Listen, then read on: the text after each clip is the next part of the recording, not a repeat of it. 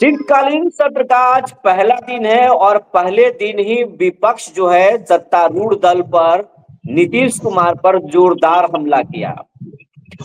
भूमि सर्वे का मामला गूंजा, ललन सिंह के विवादित पोल के मामले गूंजे, जिसमें ललन सिंह ने ये कहा कि मुस्लिम वोट नहीं देते नीतीश कुमार को और ये सीएम को भी मालूम है।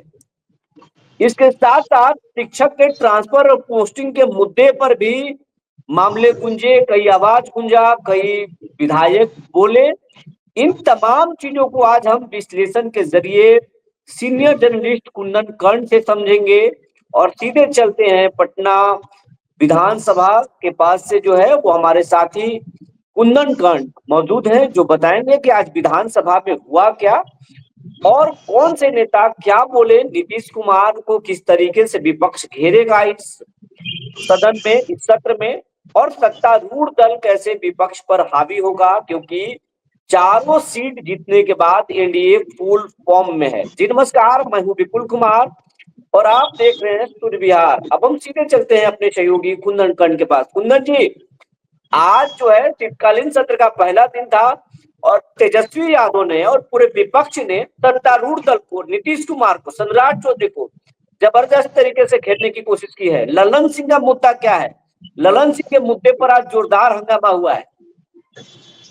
देखिए विपुल जी, सबसे पहली बात है कि ललन सिंह ने एक कार्यकर्ता सम्मेलन में बयान दिया था जिसमें उन्होंने कहा था कि इस बार जो चुनाव हुआ या इससे पहले भी जो चुनाव हुआ, लोकसभा का चुनाव हुआ, अगर हम कहें तो कभी भी अल्पसंख्यक जो है वो एनडीए को वोटिंग नहीं किए हैं। इस तरह का बयान उन्होंने दिया और उसके बाद अगर हम कहें तो इस बयान को लेकर लगातार हर दिन आज विधानसभा में सियासी बयानबाजी जारी रहा। सबसे पहले अगर हम बात करें तो अख्तरुल ईमान है जो कि एआईएमआईएम के प्रदेश अध्यक्ष है। उन्होंने कहा कि देखिए ये बयान कहीं से भी ठीक नहीं है और बिहार में अगर मुसलमान वोट नहीं देता एनडीए को तो निश्चित तौर पर प्रचंड बहुमत से जो जीत हुई थी पिछले बार वो नहीं हो पाता। कई तरह के बयान आए और लगातार अगर हम कहें तो इस बयान को लेकर तेजस्वी यादव ने भी कहा कि देखिए पहले उनको ये कहना चाहिए कि जब वो हमारे साथ थे तो मुसलमान वोट दिया कि नहीं दिया। तो कई तरह का बयान इसको लेकर आया और हंगामा भी हुआ। आपको बता दें कि वक्फ बोर्ड संशोधन विधेयक को लेकर जमकर हंगामा हुआ। भाकपा माले के सदस्यों ने साफ साफ यह मांग कर दिया कि सदन के अंदर एक प्रस्ताव पारित करके इसको खारिज कीजिए। जो वक्फ संशोधन अधिनियम केंद्र सरकार ला रही है वो गलत है और वक्फ के संपत्ति का कहीं ना कहीं ये लोग दुरुपयोग करना चाहते हैं और जो अल्पसंख्यक की जो संपत्ति है उसे हड़पना चाहते हैं।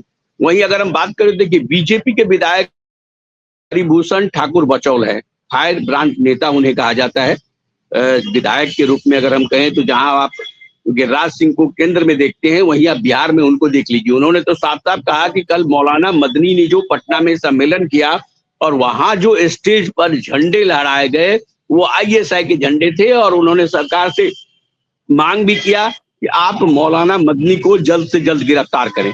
तो कई तरह की जो स्थिति यहाँ पर देखने को मिला और सबसे ज्यादा ललन सिंह के बयान आने के बाद अगर हम कहें विपक्ष मुखर दिखा और लगातार ये कहते हुए दिखा कि देखिए धर्म के नाम पर राजनीति कौन करता है वो जनता देख लिया है और यही कारण है कि ललन सिंह अब सीधा सीधी अल्पसंख्यक के वोट का चर्चा कर रहे हैं। तो इस तरह की स्थिति दिखती है और वक्फ बोर्ड अधिनियम संशोधन जो केंद्र सरकार ला रही है उसको लेकर भी अगर हम कहें तो जमकर हंगामा हुआ। उसके बाद अब देख लीजिए कुंदन जी हम आपसे ये करना चाहेंगे कि नीतीश कुमार अल्पसंख्यकों की हिमायती रहे हैं। नीतीश कुमार ने अल्पसंख्यकों के लिए बहुत सारे काम किए हैं, कब्रिस्तान की घेराबंदी हो चाहे वो रोजगार का मुद्दा हो, कई नौकरी क्रिएट किए हैं नीतीश कुमार। और अल्पसंख्यक की वजह से ही नीतीश कुमार जो है एक बार गठबंधन तोड़ दिए थे बीजेपी के साथ। लेकिन अब अगर ललन सिंह अगर ये बोलते हैं, जो जेडीयू के पूर्व राष्ट्रीय अध्यक्ष हैं, केंद्र में भी मंत्री हैं और नीतीश कुमार के खास कहे जाते हैं, और वो अगर मुस्लिम को लेकर, अल्पसंख्यक को लेकर इस तरीके की भाषा बोल रहे हैं तो क्या ये ललन सिंह बीजेपी की बोल रहे हैं, नीतीश कुमार की खेल बिगाड़ रहे हैं? मामला क्या है? देखिए विपुल जी, निश्चित तौर पर देखिए नीतीश कुमार शुरू से ये कहते रहे कि अल्पसंख्यक का उन्हें वोट मिला है। देखिए वक्फ संशोधन अधिनियम आ रहा है 2024 और जनता दल यूनाइटेड ने उसका शुरू से ही अगर हम कहें तो साथ देने का काम किया है। चूंकि केंद्र में नीतीश कुमार प्रधानमंत्री नरेंद्र मोदी के साथ हैं, एनडीए गठबंधन पूरी तरह से एकजुट है। तो कल जिस तरह की घटना हुई, पहले कल की घटना को आप देखिए। एक उलमाए हिंद के अध्यक्ष हैं मौलाना मदनी, उन्होंने पटना में एक कार्यक्रम किया, भारी संख्या में अल्पसंख्यक के नेता जुटे, कार्यकर्ता जुटे, बापू सभागार में कार्यक्रम हुआ और उसके जरिए उन्होंने सीधा सीधी प्रधानमंत्री नरेंद्र मोदी तक पर निशाना साधा। उन्होंने कहा कि वक्फ बोर्ड के बारे में ये जो कुछ बोल रहे हैं प्रधानमंत्री, वो नहीं जानते हैं, इसीलिए बोल रहे हैं। उन्होंने यहां तक कहा कि देखिए, जिस तरह से देश की स्थिति बनाकर बीजेपी के लोगों ने रखा है, कहीं ना कहीं नमाज भी अब हम लोगों को नहीं पढ़ने दिया जाएगा, इस तरह की स्थिति है। इस तरह का बयान आता है और उसके बाद जो स्थिति बनती है बिहार की, हम आपको बता दें कि ललन सिंह भी एक कार्यकर्ता सम्मेलन में थे और खुलकर उन्होंने कह दिया कि अल्पसंख्यक हमें वोट नहीं करते हैं।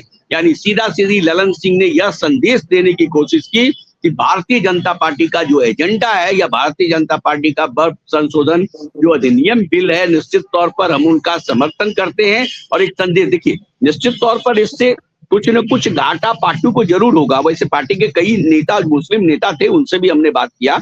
जमा खान का भी हमने बयान, हमने उनसे भी प्रतिक्रिया ली, तो उन्होंने भी गोल मटोल जवाब दिया, खुलकर कोई ललन सिंह का विरोध नहीं कर रहे थे। लेकिन अगर हम कहें तो कैमरा के पार्टी में माहौल बन सकता है, ललन सिंह के खिलाफ पार्टी में माहौल तो बन सकता है। देखिए, पार्टी में जैसे खालिद अनवर बड़े नेता हैं, उसके बाद जमा खान बड़े नेता हैं, तो कई नेता ऐसे हैं जिनको लेकर के मुस्लिम जो नेता है उनको लेकर के नीतीश कुमार साथ चल रहे हैं। जमा खान की बात कर लीजिए, आप बसपा से जीत के आए थे, लेकिन नीतीश प्रेम ऐसा जगह कि वो सीधा सीधी नीतीश कुमार के साथ आ गए।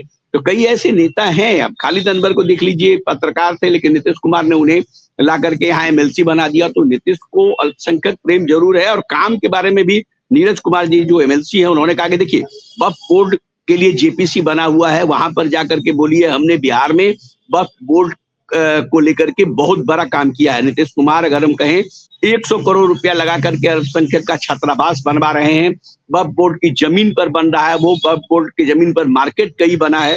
तो कई तरह की बात उन्होंने कहा। निश्चित तौर पर जो बयान ललन सिंह ने दिया है, कहीं ना कहीं उससे भले ही वोट परसेंटेज कम ही मिलता हो, लेकिन जदयू को वोट मिलता था, ये बात सभी लोग मानते थे। और कहीं ना कहीं इस बयान के बाद अल्पसंख्यक नेताओं के बीच में भी उनकी किरकिरी हुई है। और हो सकता है कि पार्टी के अंदर भी जो अल्पसंख्यक नेता हैं, गाहे बगाहे कहीं ना कहीं इसका विरोध जरूर करेंगे। विपुल जी, अब इसके बाद भूमि सर्वे को लेकर के और स्मार्ट प्रीपेड मीटर को लेकर के भी हंगामा हुआ है। जरा हमको जल्द बताने की कोशिश करेंगे, समय को भी हम लोग ध्यान में रखेंगे। भूमि सर्वे पर कौन क्या बोले, तेजस्वी क्या बोल रहे हैं, उसके बाद में विपक्ष के और कौन से दल के नेता क्या बोल रहे हैं। स्मार्ट प्रीपेड मीटर पर तेजस्वी का बड़ा बयान आया है, क्या मामला है? देखिए, भूमि सर्वेक्षण को लेकर के शुरू से विपक्ष के लोग बयान देते रहे और आज भी सदन में ये मामला गुंजा। साफ साफ ये कहा गया कि सरकार पूरी तरह से फेल है और कहीं ना कहीं पैसे का भारी लेन देन हो रहा है। और सरकार की तरफ से ये जवाब आया कि देखिए, इसको हम निरंतर चलाते रहेंगे और भूमि सर्वेक्षण करके ही दम लेंगे। वहीं स्मार्ट मीटर को लेकर कई तरह के आरोप लगाए गए और अभी भी विपक्षी सदस्यों का साफ साफ कहना था कि बिहार में जो स्मार्ट मीटर लग रहा है वो गलत है और कहीं ना कहीं इसका बोझ आम जनता पर पड़ रहा है। सरकार कहीं ना कहीं इसको हटाए और पुराना मीटर लाए। उसके साथ साथ देखिए, शिक्षक स्थानांतरण को लेकर भी अगर हम कहें तो आज सदन में मुद्दा उठा और सरकार को जिस तरह से बैकफुट पर आना पड़ा, उसको लेकर भी विपक्ष ने चुटकी लिया। तेजस्वी यादव ने कहा कि देखिए, इनके पास कोई नीति नहीं है और बिना नीति के ही ये मैदान में चलाते हैं। स्थानांतरण शुरू किया, बीच में ही रोकना पड़ा। तो इस तरह की स्थिति आज बना था कि पूरी तरह से विपक्ष सरकार को घेर लिया था। वैसे सत्ता पक्ष के सदस्य जवाब जरूर दे रहे थे, लेकिन कई ऐसे मुद्दे पर सरकार को घेरने की कोशिश विपक्ष ने पहला दिन किया, जिस मुद्दे का पूरा पूरा जवाब सरकार के पास नहीं था। विपुल जी, ये शिक्षकों का ट्रांसफर पोस्टिंग के जो है नियमावली तो रद्द कर दिया गया, लेकिन अब बीपीएससी शिक्षकों के ट्रांसफर कब होंगे ये नहीं बताया जा रहा। ऑप्शन जरूर भरवाए जा रहे हैं और शिक्षकों को जो सक्षमता पास जो शिक्षक हैं उनका योगदान कब होगा ये भी मामला अब तक साफ नहीं है। तो विपक्ष क्या कह रहा था, जरा ये विस्तार से बताने की कोशिश करेंगे। देखिए विपुल जी, विपक्ष लगातार ये कह रहा था, सबसे तो पहले विपक्ष के लोग यानी तेजस्वी यादव शुरू से श्रेय लेते रहे हैं कि राज्य कर्मियों का दर्जा शिक्षकों को दिलाने का काम हमने किया, बेरोजगारों को रोजगार देने का काम हमने किया। नीतीश कुमार इतना दिन सत्ता में थे, युवाओं को रोजगार नहीं दे सके, परमानेंट जॉब नहीं दे सके। हमने कई विभागों से रिक्तियां निकाली आवेदन के लिए, अगर हम कहें तो आगे कागज को बढ़ाया, तो कई तरह की बात देर से शुरू से ही कर रहे थे। लेकिन आज उन्होंने खुलकर कहा कि देखिए, शिक्षकों के लिए आपके पास कोई नीति नहीं है और आप कोई भी नीति को फॉलो नहीं करते हैं। उनका साफ साफ कहना था कि जो स्थिति बनाया हुआ है बिहार में, खास करके शिक्षक का, वो कहीं से भी उचित नहीं है। स्थानांतरण की नीति लाते हैं, उसको खत्म करते हैं। अब जो जिस तरह से फॉर्म भरा जा रहा है वो पूरी तरह से गलत है। और शिक्षकों को लेकर जो मुख्यमंत्री जी कहते हैं स्टेज पे, ठीक विभाग उसका उलट करता है।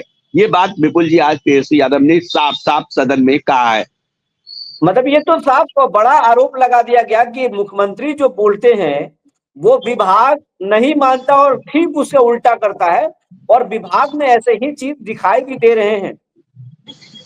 देखिए, निश्चित तौर पर मुख्यमंत्री इस बार भी बोले कि शिक्षकों को लेकर के जो नीति है हमारी स्पष्ट है। अब किसी का स्थानांतरण नहीं होगा, जो जहीं पर है वहीं पर रहेंगे, राज्यकर्मी का दर्जा मिलेगा। तो कई तरह की बातें जिस दिन उन्होंने कहा था, हम लोगों ने सोचा था कि देखिए, उनके नेताओं ने उन्हें समझाया होगा कि शिक्षक कहीं ना कहीं काफी नाराज चल रहे हैं, अब स्थिति सुधरेगी। लेकिन जिस तरह से ट्रांसफर पॉलिसी को लेकर फिर से एक बार कहा गया कि आप आवेदन दीजिए, आप जो मनचाहा जगह चाहते हैं वैसे लोग आवेदन दीजिए, लेकिन अभी तक जो साफ नहीं किया गया है कि सक्षमता परीक्षा पास किए हुए शिक्षक कब तक स्थानांतरित होंगे, कब तक जिन्हें जरूरत है उनका स्थानांतरण होगा। तो निश्चित तौर पर इसको लेकर विपक्ष ने एक मुद्दा बनाया है और कल भी सदन है। अब देखिएगा, कल भी शिक्षक स्थानांतरण मुद्दे को लेकर विपक्ष पूरी तरह से सरकार को सदन में घेरेगी और जवाब मांगने का काम करेगी।